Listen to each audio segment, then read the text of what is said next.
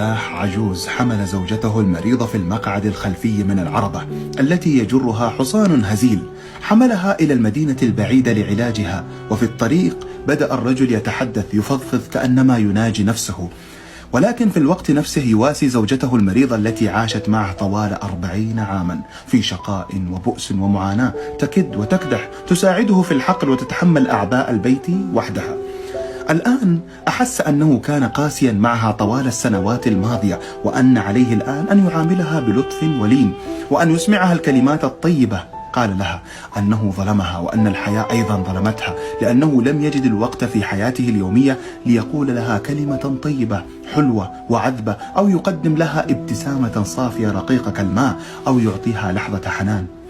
وظل الرجل يتحدث بحزن وأسى طوال الطريق، والكلمات تحفر لها في النفس البشرية مجرى كما يحفر الماء المتساقط على الصخر خطوطا غائرة، ليعوضها بالكلمات عما فقدته خلال 40 عاما الماضية من حب وحنان ودفء الحياة الزوجية. وأخذ يقدم لها الوعود بأنه سوف يحقق لها كل ما تريده وتتمناه في بقية عمرها. عندما وصل المدينة نزل من المقعد الأمامي ليحملها من المقعد الخلفي بين ذراعيه لأول مرة في حياته إلى الطبيب، ولكن وجدها قد فارقت الحياة. كانت جثة باردة، ماتت بالطريق، ماتت قبل أن تسمع حديثه العذب الشجي. وإلى هنا تتوقف قصة الألم التي كتبها الكاتب، ليتركنا نحن مثل الفلاح العجوز الذي كان يناجي نفسه، ولكن بعد فوات الأوان.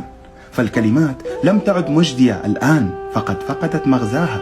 نحن لا نعرف قيمة بعضنا إلا في النهايات. أن تقدم وردة في وقتها خير من أن تقدم كل ما تملك بعد فوات الأوان. أن تقول كلمة جميلة في الوقت المناسب خير من أن تكتب قصيدة بعد أن تختفي المشاعر. لا جدوى من أشياء تأتي متأخرة عن وقتها، كقبلة الاعتذار على جبين ميت. لا تؤجل الأشياء الجميلة، فقد لا تتكرر مرة أخرى.